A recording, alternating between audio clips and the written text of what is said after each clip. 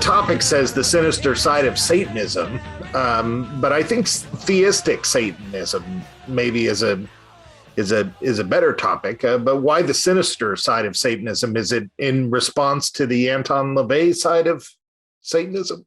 It's really not. It's so funny. I was looking for just a blanket, kind of brand name that I could use for all of my respective different works that I was going to be coming out with, because I've been mainly nonfiction only.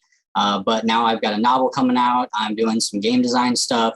And I really just needed a blanket kind of brand name for everything. And it was a play on words. It was the left-hand path, the sinister side, the left-hand side. Because, of course, sinister side is the left hand and Dexter is the right hand. So, no, there's really nothing beyond that to be behind the name. But honestly, there is something to be said about being willing to look at the more sinister side of the things that we do, because especially these days, it has become kind of more of a safer religion where there are some taboos that people aren't willing to go, to cross or even think about or discuss. And I think that kind of goes against what it's supposed to be all about. So no, it does work in that regard too, because I am fully all about let's talk it out. Let's get into all of the different aspects of it. Okay, sorry. Well, for years since the inception of the show, I've wanted to get a Satanist on the show. That's what I've wanted, and we've had one or two on, but they're always this LaVey style Satanist, which don't get me wrong, I find that interesting too. I'm not poo-pooing their Satan worship, but it's never anyone who actually believes in Satan, right? Exactly what Kara's saying. So to clarify for the audience, you believe in the devil. Do you believe in God? Okay. Sorry to come at this so rudimentary, but this is really a topic we've been after for a while. This is the level that we're at here. So correct our misconceptions. No, that's perfect. So do I believe in the devil? I don't know, because that is that's getting wrapped up a lot more into the specifically Abrahamic, like badder side of what it could be considered. But what I believe in is Satan, and I'm perfectly happy to say I don't know necessarily what exactly that means as far as his actual existence. As far as I don't believe it's a red-tailed person that's in this magical place called hell and he pokes people with pitchforks. I don't believe in that. And I also don't know if our brains are even able of comprehending the true nature of what that being would be. But I do believe it is something that you can interact with it. You can call upon it and it will come to you when it's called. And in that same vein, I don't know if God exists in that same manner or not. I have not had the same experiences with God or Jesus or any of those entities in the same way I have with Satan that gives me reason to believe that he is real and something that you can interact with. So I don't. So God just gave up on you entirely. Sure, I'm just joking. I'm joking about what some of the listeners might be saying. But do you believe that I'm just trying to make parallels? So I get what you're saying, that this is, because that's often been a curiosity of mine with Satanism. It's like, do you believe that Satan fell from heaven? Because I always kind of joked like that to be an American was to be a Satanist because we had to root for the underdog, the guy you knew was going to lose, but is there a parallel to Christian Satan? And if not, why use the word? Yeah, I think there is actually, just like in, Judaism, Islam, the faiths that predated all three of them, they've always had at least someone that we can kind of associate with the modern day Satan. And I believe that there is people call it the demiurge, they call it the source, they call it many different things. And that gets really convoluted really fast. That's like Gnosticism, right? Yeah, a little bit. But I do believe there is that other force that is, Aquino spoke eloquently about this, about it being the force of total unmitigated control and order. This is the way things are. This is the way things are done and will be. And anything that doesn't adhere to that will be crushed underneath it. I believe that force is out there in the universe. I don't know if that is sentient or a being or whatever you want to, nomenclature you want to use for it. But I believe that that does exist, and Satan does represent the counterbalance to that. And that is mimicked in the Saint and Lucifer, dichotomy, where Lucifer had to fall out of the so-called grace of God and the way of God to become Satan. That was a precursor to Satan's becoming, was the deviance from that order that would be God. And Aquino, like I said, in the Diabolicum, he wrote just absolutely eloquently about that. And that's probably one of the better ways that I've seen it written about in our kind of common, canon of occult literature. I've read about this a couple of times where and like I said, I haven't had a guess, but I've read a little bit about it, and they made a comparison to like Prometheus delivering the fire. There was something about delivering knowledge as opposed to withholding knowledge.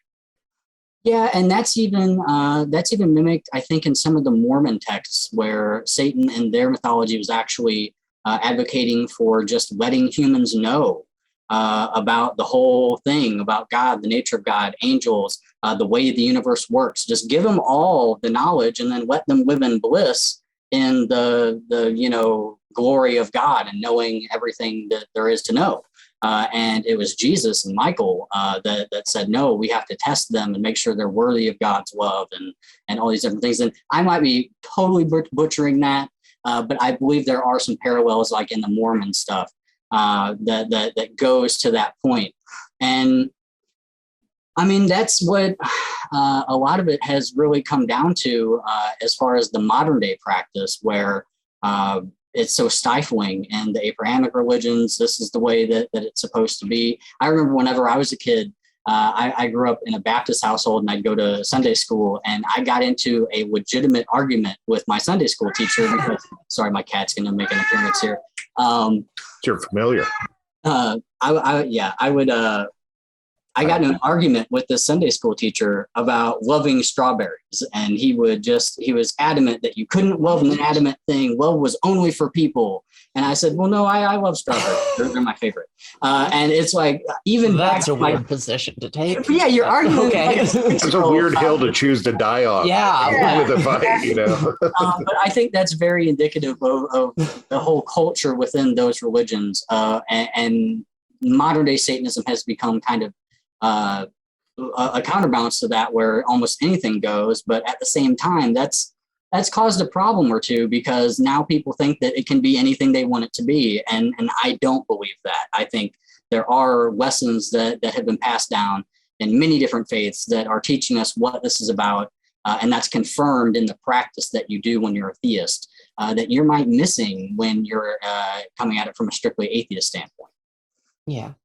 I mean, I feel like a lot of the Satanists we've talked to, some of them they don't believe in Satan. They don't believe in anything supernatural. So the term Satanist is purely something they do to piss off evangelicals, essentially, which, respect, but it's a completely different thing that we're talking about there than, what you're doing, essentially. Like, what you're doing is a faith. What they're doing is basically a rhetorical argument to win court cases. That's it's not. Yeah. So is there a butting of heads between theistic Satanists and LaVey Satanists? I would say so, yeah. And that's been perpetuated too with the advent of TST and the people who are generally drawn to their ranks. And I think it goes back to as soon as one of these organizations tries to gain quote unquote legitimacy in the mainstream, they feel like they have to run away from Satan. They can't dare admit that they actually believe in something that might not be scientifically proven yet. So now they have to take up this whole different argument and stance based around not believing in Satan. Well, I think most of them don't. I mean, Yeah, I don't think it's a thing where they're like, we don't want to admit this. I think they're really just atheists who are doing this to like get the nativity out of the courthouse or whatever. well, yeah, and I don't want to, throw shade on anybody, but I'm kind of going to have to because you're asking the question. Oh, yeah, no, please throw all the shade. Yeah, shade it up. Yeah. COS No, did but seriously, I'm sure there's a conflict. Go ahead. Yeah, no, COS did a lot in the early days to legitimize being able to be a Satanist and not just think that people murder babies, which is still something that exists. Like, I mean, whenever I wrote Hats, there wasn't a lot of stuff out there to just say we're not criminals and scum and people who are going to, kill babies. That's not who we are. These days, it's a lot better in that regard, but there are still some people who believe that. COS pioneered being able to be an open Satanist. We'll never be able to take that away from them. And I love a lot of the writings of Anton LaVey. He had a massive impact on my younger life. But at the same time, these people are not like, theistic Satanists. And they will not stand up to, I don't think, inspect the lessons close enough to really uphold the ideals that would be considered satanic. And that was a big reason why I wrote my second book, is to kind of start to establish those things that need to be commonly held, that this is what Satanism means and stands for. And I did try to keep that olive branch open because I believe that your view of Satan should change over the course of being a Satanist. Otherwise, like if you figured it out on day one and your view is never going to change, you're not really doing too much work. You're just kind of, believing what you read from day one. And that's what it's all about. But in the case of TST, Satanic Temple, they're purely a political activist organization. That's all I view them as. And time after time, their actions have proven that out, where they will go against satanic belief and almost pervert satanic belief to achieve their agenda of, political activism. That's what I was talking about. And that's straight down to the coloring book for kids that so against satanic belief it's not even funny, to perverting Baphomet, removing the tits, removing anything that makes it hermaphroditic and symbolistic of dualism and everything that's understood about it, and turning it into a male figure with, again, kids looking up at him lovingly, which, it's just not something we do. We let people get to an age old enough that they can make an informed decision, actually study, and not be just, converted into a religion that's supposed to be nice to them. That it's just time and time again, they've shown that they're willing to deviate from what kind of established satanic practice would say.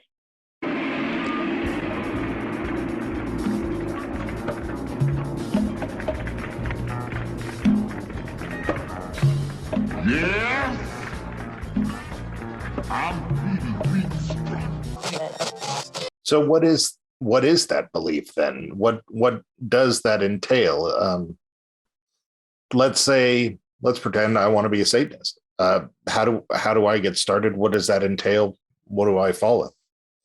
I believe, Satanism, I boiled down probably to the bare essence that it would be the faith of self-determination.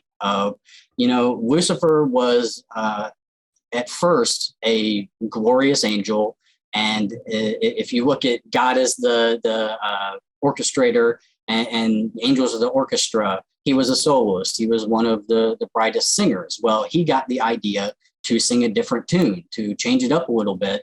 And that's what caused the whole massive split, and him to go off and become Satan and take half the band with him, and all those things. So Satan becomes the god of self-determination and of being able to decide what your practice, what your beliefs, and what your mandate in life is going to be all about for yourself. And the first way to be a Satanist is to honestly, this is something that a lot of faiths have you do in the beginning, and it's a tool to kind of, get you ready to accept their version of things, but forget what you've been told already. open your mind but it is an important thing to do, because if you approach it from and I hate to use it because it's my branding, but a sinister side of things, where you're only looking for the evil and the bad and all these things, you're not going to get the real message. So you kind of need to wipe the slate clean, give yourself a clean canvas, and then start looking at the literature from a neutral standpoint and see if you align with some of the things that Satan would have done, rather than the things that God would have mandated. And then right alongside that, I think Satanism has always been hand in hand with occult practice. So start meditating, start opening up time in your life to quiet your thoughts and see if you can make a connection with something else. And these are all things that have to be looked at realistically. Don't think that you're going to wind up a giant wizard who's going to shoot fireballs from his eyes and lightning from his ass, to quote Braveheart. That'd be awesome, though. Yeah, it would be awesome. You got the beard already. I won't lie. I had some of them ideas whenever I was first starting out. I'm going to be the sorcerer. Sign me up immediately. Exactly. Yeah. But I have always found that whenever I go from a truthful standpoint and look for a connection, look for a reason to believe, I find it. So give yourself those opportunities and see what happens. Don't just go into it. Now I'm a Satanist and I'm going to believe everything wholeheartedly. Question freaking everything. Look for honesty and look for things that you don't have to reach to think, oh, okay, that was a legitimate connection that I made. If it's there, it's going to hit you over the head and you'll know it. So, that's probably what my first, recommendation would be. Start reading from a neutral standpoint, read as much as you can, and then open yourself up to making a connection.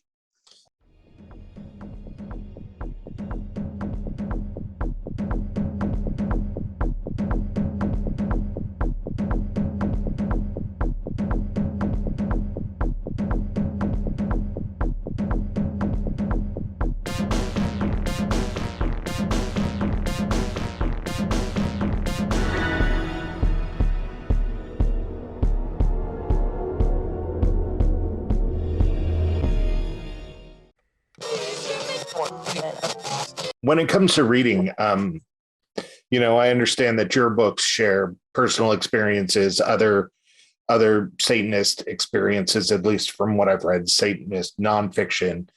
But you're saying research. So I can't help but to think of paganism. Mm-hmm. And so there was originally paganism, and then there was a whole branch of we don't know what it is. And then there's neo-paganism that isn't really pulling from any books that happened back here. Is that the case with Satanism? How far back are we going? I saw that 1700s France was maybe sort of the beginning of this stuff, but how far back does the study go? You're going to get widely varying answers to that question depending on who you ask, because it was set down in one of my books that one of the first things you do is become comfortable with creating your own pantheon. So maybe your pantheon is only Satan, or it is any other entity that you've been able to make a connection with and decide that you are going to incorporate them in your spiritual practice. And as Satanists, we are capable of doing that with anything. So we can stick with entities that are from Goetic texts that would originate in 17th century France. I believe that is the earliest side of things. But then you have people who pull from Norse traditions and Egyptian traditions. And, there are the whole Olympic gods. And then you have planetaries. And I mean, if you want to break it down to egregores, you can have people that are literally worshiping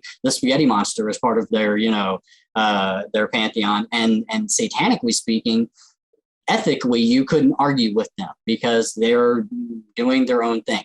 That doesn't mean you have to validate it and say, oh, yeah, spaghetti monster, that's awesome. Yeah, I totally believe in him too. But ethically speaking, that's totally their right to do, and they get to create their own pantheon and do their own thing. So would you say that 1700s and before it gets interpretive, but from 1700s on, that sort of reading that one should be reading? Or I think it's all pretty interpretive, because for the most part, when you're talking that time period, you're literally talking about Goetia and the different demon hierarchies that were concocted, and you can study for a long time, getting into each one and the associations and what they represent, what you can do and how to call them and all these different things. And again, it's still at the end of the day, whether or not you as the person were able to actually make that connection. And this is a problem with occult practice in general, is people a lot of times want recipe magic. They want it to be one part this and two parts that, and I mix together and bingo bango, I have a physical manifestation of a god in front of me that I can ask, lottery numbers from. And, that's what my spiritual practice is all about. And things they aren't that simple. And you need to leave room in for your own psychological BS that you can be clouding everything with. And there's interpretation in all of it. And I mean, as a Satanist, as somebody who tries to come from it from a really pure standpoint, I have to leave it in the realm of possibility that everything that I've experienced is in my own head.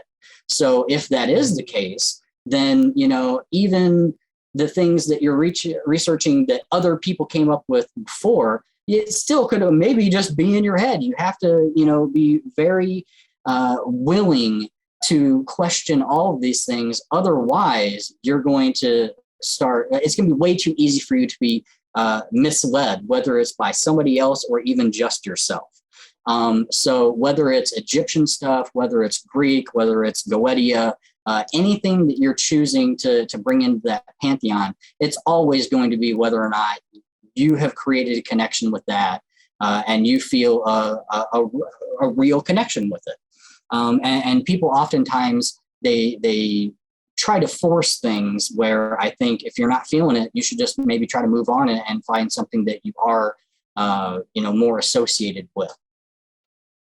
So, I mean, you mentioned earlier, and you've been talking about the types of experiences you might have, like what are those?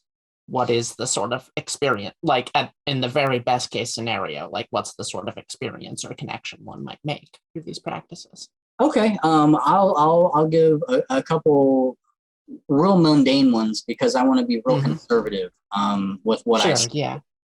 Because you can have real, people throw around the word epiphany and revelation really casually, but I think it is possible to have that happen when you have a true religious experience, and you can be given kind of those moments of wisdom. But in the long run, it's going to be oftentimes a lot of mundane things that happen that are going to confirm for you whether or not something is real or something isn't.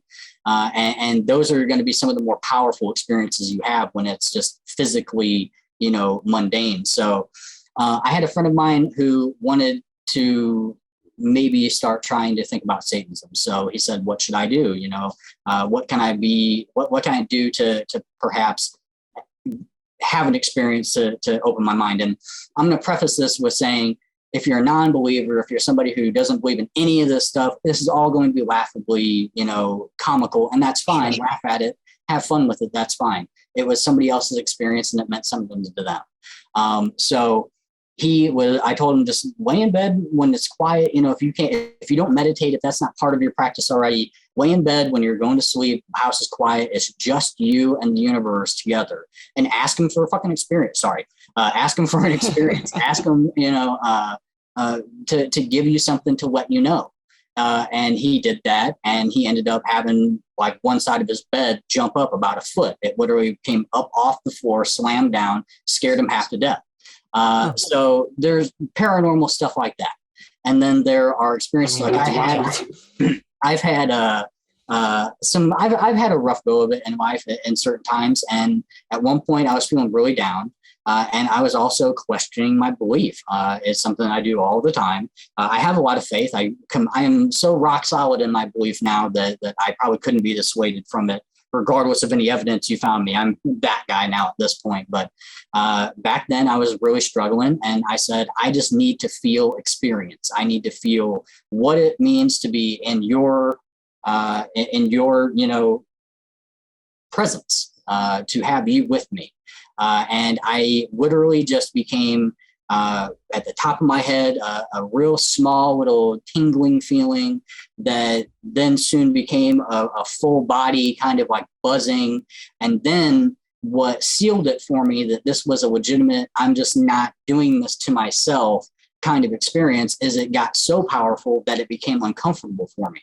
That I became like, honestly like, oh crap, what's going on? Because it became that powerful of an experience. And once it got past my comfort level where I began to almost panic, I said, oh, okay, I don't think I probably could have done that to myself. And this is all things that happen outside of the ritual chamber, because people talk about evocation and having manifestations of things in ritual. And sure, that happens a lot. I think a lot of the time, more so, ritual work happens, after the fact, and you're not going to look for candle smoke to be, proving to you that it worked. If you're doing real ritual work, it's going to manifest in way different ways than that. But these are things that happen when you're not necessarily trying to make them happen, but you're looking for them. And those are the kind of things that can happen. And I've never told this story before publicly. I guess I will today, because you're asking for them. And again, this is something, a scoop. This is something that if you're not a believer, you would laugh at this and be a skeptic, and that's fine. I have to look at it a certain way because it was the deal that I freaking made. So here we go. I got married many years ago. I think it was 10 or 11 years ago now. And as part of our gifts that we got for our wedding, we ended up buying a pool table. And it was a small one. We didn't have a huge basement, but we could handle one of the like Walmart pool tables, So that's what we did. We got a pool table from Walmart, and we were not planning things out right. So, we were excited and wanted to get it. So I didn't have a truck, but my brother had access to one. So I'd set it up for him to come and help us, but we got impatient, and a buddy of mine had this like really wide old Oldsmobile car, and the trunk was just massive. And I was like, maybe we could fit this little mini-sized pool table in his trunk, like sticking out the back, and we'll just, I live like a block away from Walmart. So it's like, we'll just make it happen because we wanted to get this thing, So I call my buddy and I have him measure his trunk. I have the measurements from the website. And I should also say, this is not a friend that you call up for this kind of question and be able to trust the answer that he gives you. So I'm asking him, measure your trunk and let me know if this dimension will fit. And he's like, oh yeah, we're good. Like we have a 2 inches on either side. And I'm like, okay, great. We'll come over here and we'll go get this pool table. So we pack up and we go and we get the pool table. So they bring it out on one of the floor dollies, the hand jack ones, and they carry it out to, they wheel it out to the car, and then the employees just leave. They just walk back into the store. So it's just us and this thing sitting there. They knew. Yeah, they 100% knew. So they pop the trunk open. We pick it up. We're trying to get it in there. Of course, it doesn't fit. So now I'm sitting here, no way of getting this thing home. They've already washed their hands of it.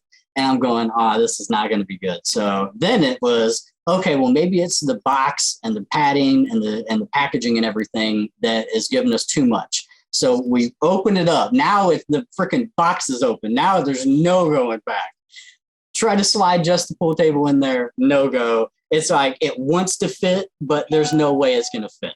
So we're back on the jack now, and I like it's literally the worst experience that you could have. It's starting to rain now. It's not like a real rain, but sprinkling. And my buddy is like, well, I'll go get some ratchets and we'll ratchet this thing to the roof of the car, and then we'll try to make it home. And he leaves me out there to watch the busted open pool table in the parking lot. And I'm smoking a cigarette, and literally a tour bus pulls up. It's like a tourist bus of Australian school kids coming out. So now I've got like an audience of people sitting here laughing at me in the rain as I'm trying to get this pool table in there. And it's so against like my faith, my spirituality to like pray to Satan to save me from the situation. But I'm looking out in this parking lot, and I live in Missouri. So it's like there are always trucks everywhere. And this night, there's not a truck to be found in this parking lot that I can like try to flag somebody down and just say, hey, I live a block away, help me out. Just not going to happen. So I'm scanning through this parking lot, and there's nothing. There's literally one white truck that I can see off in the distance there. And it's literally the only truck I can see. All the rest of them are like hatchbacks and SUVs and all this stuff. So I literally, I sat there and I was like, all right, Satan, this is the deal. All right. I know I put myself in this situation and I'm supposed to be able to get myself out. I get it. That's what it's about. But if you can help me out here, if you can not only make this possible, but make it easy, if you can make this resolve itself easy as pie, I will know that you helped me, and I will forever not forget that. That I will look at that as solid proof that you came and you helped me. So I also, as part of satanic faith, you have to do it yourself. You have to put the work in. If you ask for something, you don't just wash your hands of it. You have to put the work in.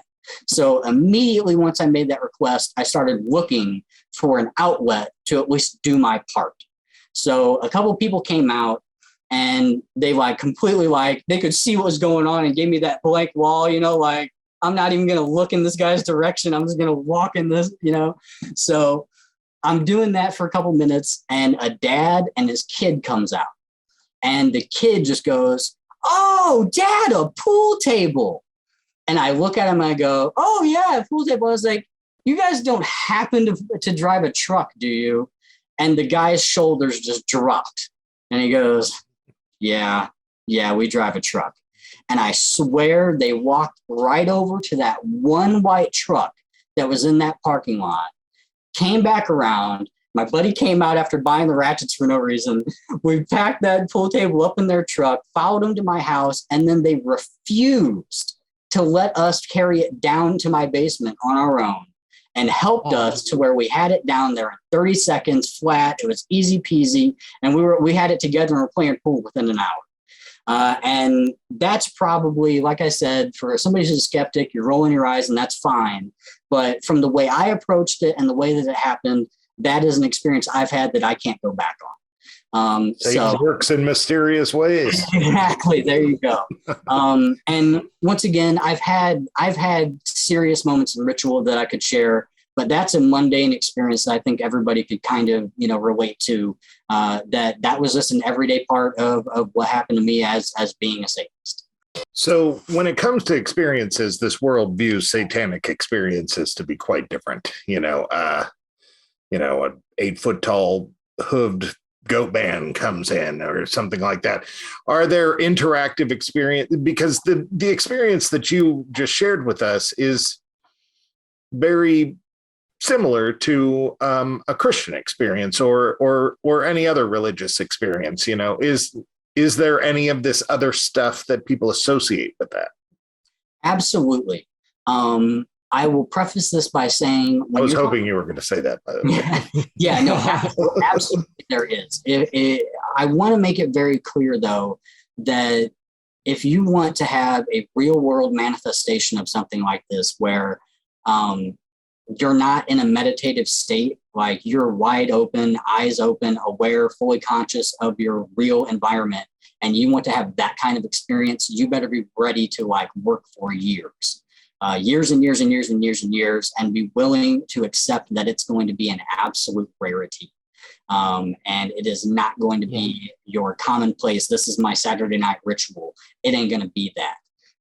With that being said, if you're talking about meditative states, in trance and ritual, you can have those types of experiences in mass all of the time. And it depends on the entities you're working with, what you're doing. It's part of the reason why the beginning, one of the parts of my book was my second book, Fallen, was a practical side of things, a way to actually practice. And the first thing is you have to learn how to meditate. You have to learn how to wipe your mind clean, create a blank slate, and then be able to make that a canvas that you can then work from within your own mind. So in ritual, you're going to be entranced. And then, yeah, you can have, I've had great experiences. I did a channeling of Volak or Volak, however you want to pronounce it, where it was just full on. It was probably one of the strongest evocations I've ever had. He came to me, people often show him as a child that is winged. And I had a young adult, not necessarily a child, but it was a young adult and winged, but also in complete Roman garb, like battle garb. We were on a scorched earth battlefield, and he gave me a really clear message, but then he was also perching himself very strangely. He was diminutive, winged, and then he would just be zipping around all over. He'd perch on a burned out tree here. He would perch on my shoulder behind me the next moment. He'd be over here the next. And it was just all over the place, but it was also very visceral. It was an experience that I was living, right in the moment. And you can have those all the time. If you work on astral projection, you will have some of the strangest things happen to your body during meditation that you could probably ever have happen. And that's beyond even, weaving your body and astral projecting. But just some of the tremors you'll get, ice cold feelings throughout your entire body. And it's basically your mind disassociating. It's you leaving the reality that your body constrains you to. So you can have all those types of experiences, and you can get a lot of them, but be prepared for what that means, the setting that you're going to be in. And don't think that you're just going to open a portal in your house wall and then be partying with the demons. That's just, maybe there are people out there that are way better at this than I am, but that's not the experience that I've had.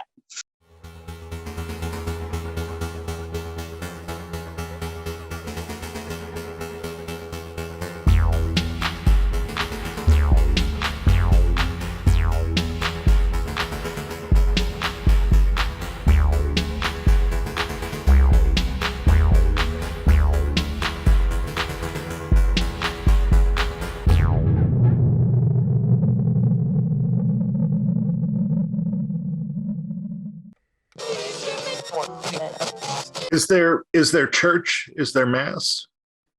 I would have told you a year ago, no, that anything that I've seen in that vein is very contrived, and it's going to be not genuine.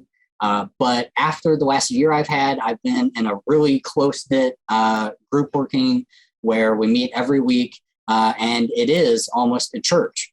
And I treat it almost like that. We meet on Sundays. And yeah, it's a great experience that I've had.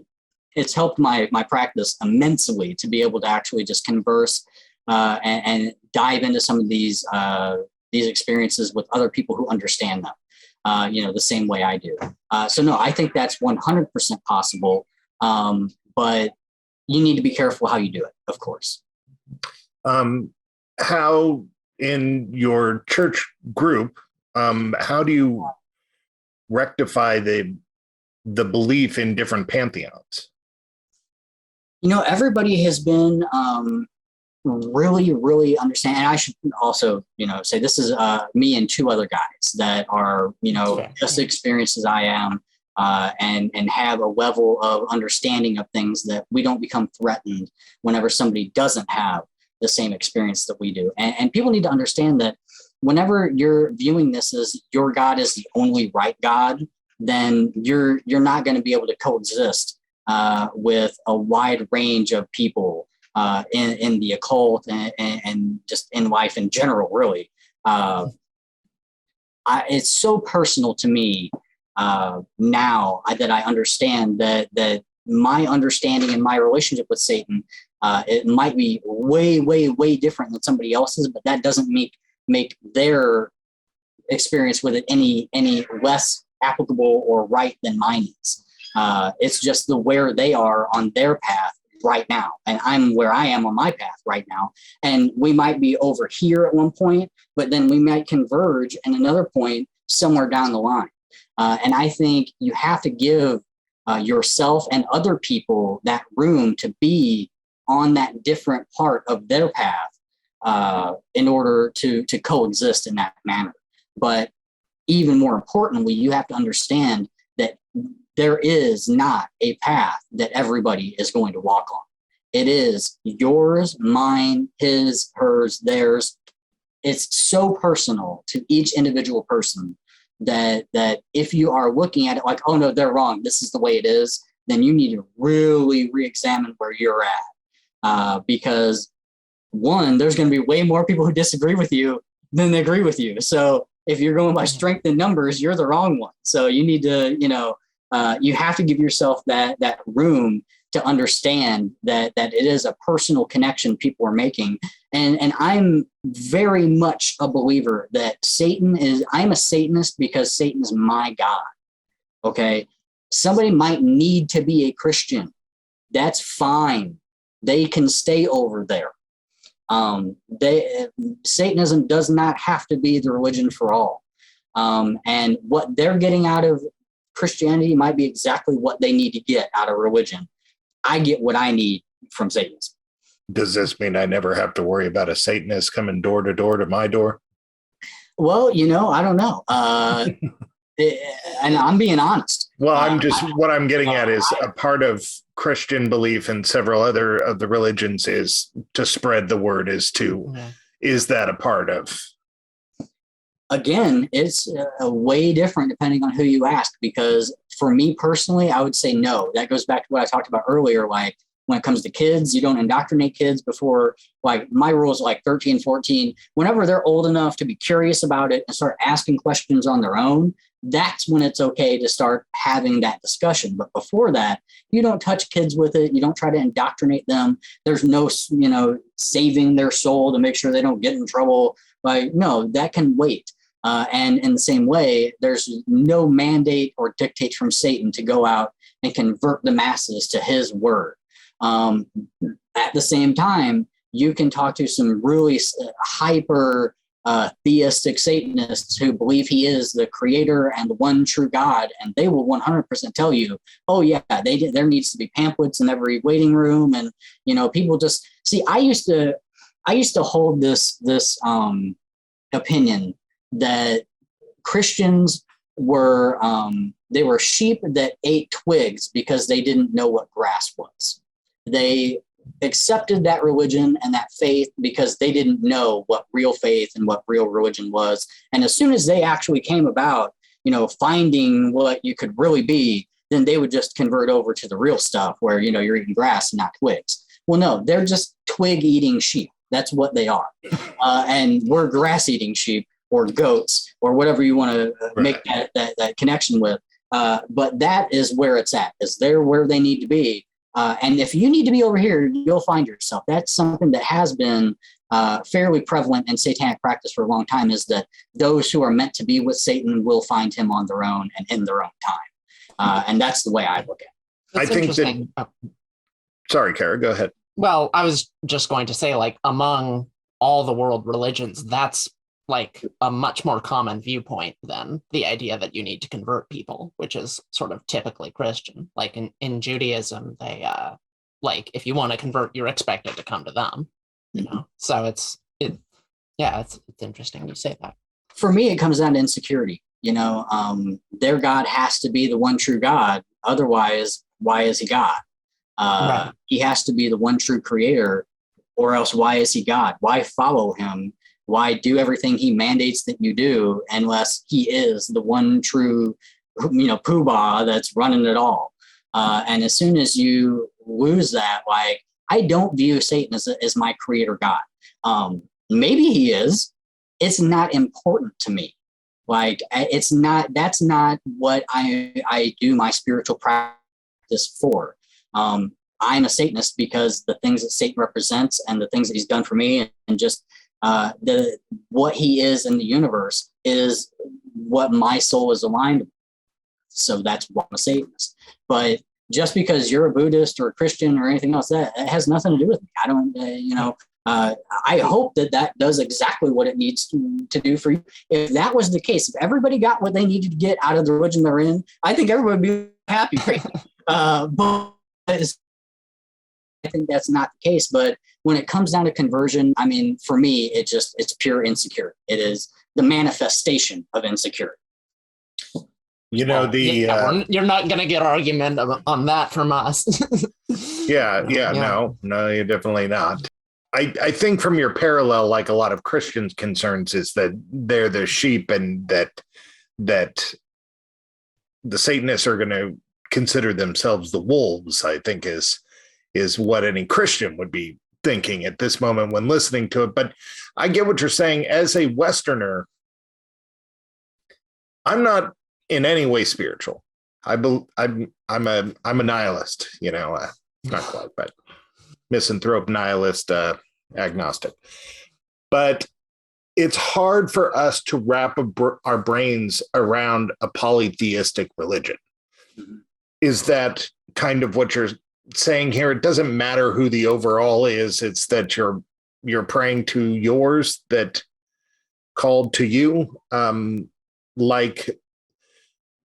Greek mythology is a prime example. They had temples dedicated to their different gods, whole cities based around worshiping that one god, and so on and so forth. So do Satanists tend to look at it as polytheistic, and that's why everybody has a different view?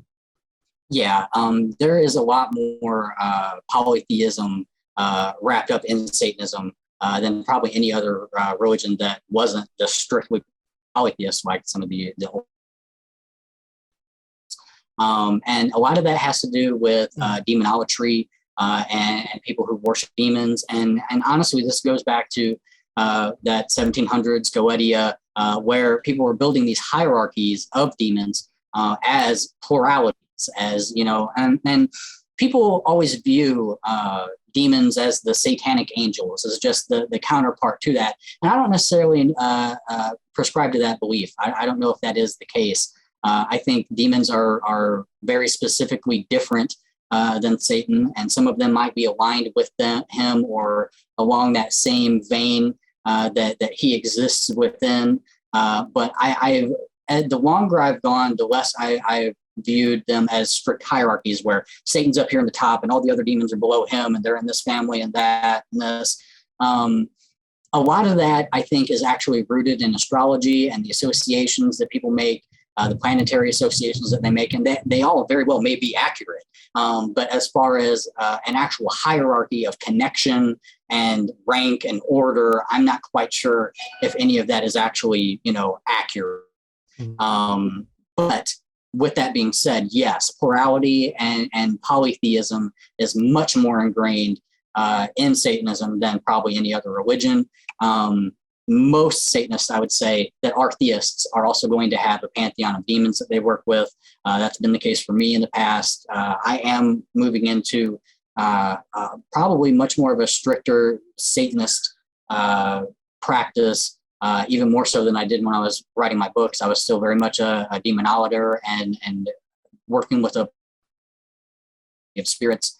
And I'm really starting to focus in now strictly on Satan, and then exploring more of the associations that have been made with him, in particular with other beings that are viewed as either part of him or him in general. Like you would say Lucifer, some would say Samael, and then some would even say Azazel.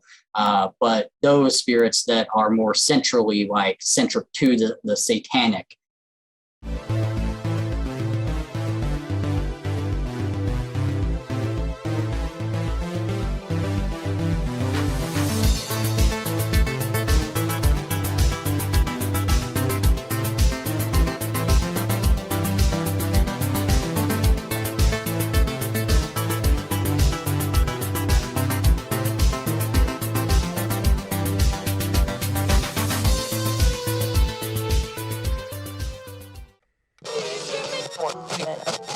So, in reading about you and your books, I was a little confused as to what your books are, because they are nonfiction, but in the description, it's called a new novel. Can you explain? Is it historical fiction about your life, or?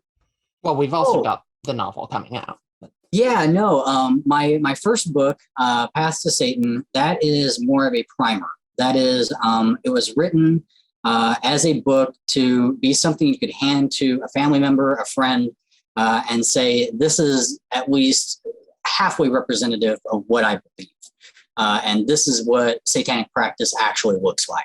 And when I wrote it, there was almost nothing out like that where people could actually get an idea about it. So I had to write it in a way that it was going to be short enough that it was really easily digestible, and also general enough that it would, kind of blanket most people's satanic practice. So I think that was successful. It's a nice short little read. You can get through it in an afternoon. And it was written really in that way in case somebody who isn't even really interested in Satanism can still get through it. So that's the first book. And then Book of the Fallen, my second one, that was actually a for Satanists release. And that goes into the theory behind who Satan is across different Abrahamic religions. I could have gone way further back and incorporated into all the other ones too. But as Satan is a named, character in the Abrahamic religions, I explored Islam, Judaism, and Christian, what was similar and what was probably more culturally driven in those particular faiths. So by kind of connecting the dots in all three of them and see where Satan lines up, you can kind of see where, okay, this is actually what could be considered satanic. And then all the rest of it is probably more so indicative of just those particular faiths and what they wanted to quote unquote demonize during their inceptions. So that was the theory part of it. Ethics goes into decision making, how you actually make a decision from a satanic standpoint. And should you? Should satanic ethics, because you're a Satanist, dictate every part of your life?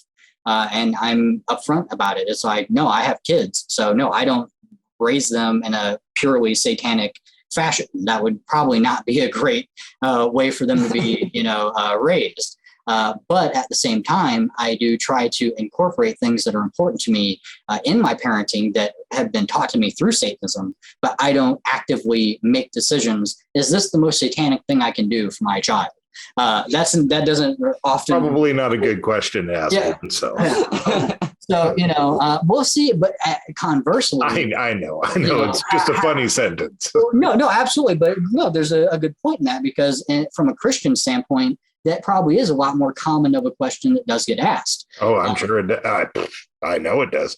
Yeah. So that's what the ethics section was all about. And then practice went into a lot more of the occult teachings, meditation, and how to actually start a satanic practice that would incorporate those things. So both of those are completely nonfiction, beyond the fact if you want to just call all the creation myths and everything like that fiction. That would be part fiction then. But beyond that, those are nonfiction works. And then behind me is my actual only real fiction work that I've released so far. And that's getting released here in literally about 2 weeks at DeadCon. So that's my first fiction work. Well, I'm loving the name. The name is catching me and the cover is catching me. And it's, not to make any comparisons, obviously I haven't read it. It hasn't come out yet, but it's pondering thoughts of, what's that Anne Rice book I love so much, but it was epically huge. The Witching Hour, which followed the family history and stuff like that. So I don't know. I'm on the list. Awesome. Yeah. If you're interested, let me know. I'll send you a copy for sure. It's set in Norway, and it's set in the modern day. And it follows a character named Grayson who basically gets finagled into a trip over to his family, kind of heritage site. And then him and his only family member there, his uncle, find out a lot more about themselves and about the family and everything to do with that. as part of the book. And I've written it to be, I wanted it to be a more realistic approach to what an occultist who was possibly a villain would actually do, how they would actually operate. And then, of course, there are some supernatural things thrown in there for, the big climactic ending and everything like that. But beyond that, I tried to portray what they would actually do as an occultist and some of the things that they would employ and do if it was a real world setting and I was a real villain doing it. Do you see yourself going back to nonfiction, or are you sold now on writing fiction? My number one priority right now is I'm developing a tabletop role-playing game called Wounds of Earth. I was looking at that on your website. I was a big fan of role-playing when I was younger. Haven't found much time to do it in my adulthood, but I haven't either. Developing this thing is the most gaming I've done in a long time, and it's really indicative of what I used to do because I was always the DM. I always got that. I never got to play. I always had to run the campaign. So now just that was me too. Yeah, I'm not sure I even know how to be a character. Exactly. So it's like developing all the systems and all the little quirks. It's like, oh, I'm just DMing again. Okay, so I'm basically playing. But I actually started, believe it or not, writing short story fiction as part of an AOL forum and You're dating yourself a little there. Yeah, in the late 90s there. So that was my first multiplayer gaming. Was you'd write a little bit of a story and then somebody else in the forum would write the next part and you'd go back and forth. And that was a cool little thing. But then later on, it was PC gaming. But when I became a teenager, I discovered D&D, and I was like, oh wow, this is awesome. So I had a couple really great campaigns with that, and then a friend of mine brought me into a really casual vampire campaign that was set in modern times, and he set it in our city, and it just blew my mind. It was like a totally different experience. Not only being able to use computers, have guns and all these different modern things, but have it be in settings that I knew about. We go there all the time. Oh, the St. Louis Convention Center. We've been there a million times. Cool. You could even use Street View from Google Maps or something like that. Yeah, and actually print out, this is where you guys are at and all that stuff. Right. So I took that experience and I've really made that a big part of Wounds of Earth. So it's a alternate reality game. So it's set on Earth in the future in an alternate reality where the planet has basically decided, screw humans, you guys are going to die. So it has started to release all these noxious fumes that are toxic to humans. And essentially they turn us into zombies, if I'm going to use the Z word. So like how it's been used so much, everybody's like, no, not the Z word. Well, I think that it's a thing where you almost can't use it, right? Because all the Walking Dead and this and that, and this never zombies, but legend they were vampires. That's yeah, good. Yeah. But that's essentially what it is. And then it's so funny. I was developing this in 2018. And I made it was a gimmick to me that I was going to make everybody, because the fumes were going to kill you and make you a zombie, you had to wear masks. You had to wear personal respirators. Oh, yeah. Now I manifested that in the world, and you can all hate me, but you're the one. Right. I am the one. Yes. Satan works in mysterious ways. Yeah. Darn it, Satan. So that was a premise that I actually used because I wanted to.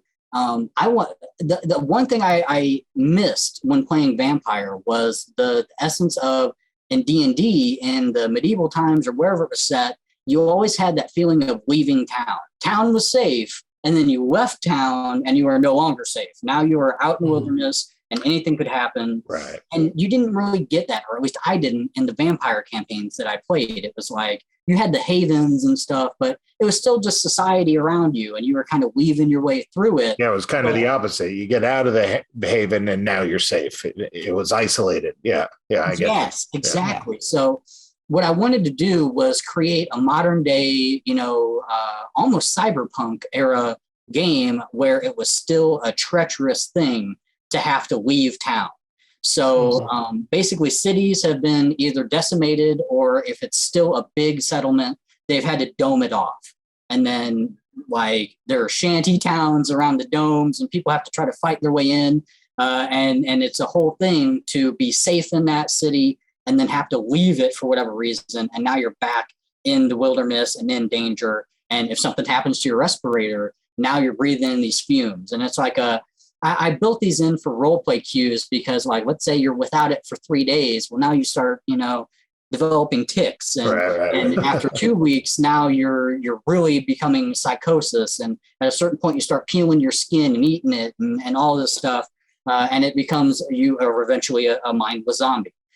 So that's where the game is set, and I've got a whole storyline set for different locations, but a big part of it is I want people to be able to what's called wound their own community. They make their own city and where they're at the setting for the game, and that's where I'm trying to develop the systems where it's easy enough for them to do that wherever they are. Right. Yeah. Martyr Town. Yeah, exactly. Yeah. You Very just cool. know that the rotting specter of Jack Chick is like, I told you that tabletop games were a gateway to Satanism. I told you. Oh, well, that's good too, because I'm making this one. It's got full of occult symbolism, and there's a class in it called Possessed, and they open themselves up to spirits, demons, emotions, and they can just become fully possessed by it. And they don't get to pick whenever they come out of it. So I'm building all types of cool stuff into it like that. So. Well, I can definitely see us having you on again for a conversation about your role-playing game when it comes out, about your new book when it comes out, and definitely Satanic Panic, like Kara just brought up. I mean, that's a good one too. So I hope you think of us again as you have stuff coming out. No, I would love to. It's been a great time, and it's been a lot of fun talking to you. So yeah, anytime you want, just let me know, and we'll set something up for sure.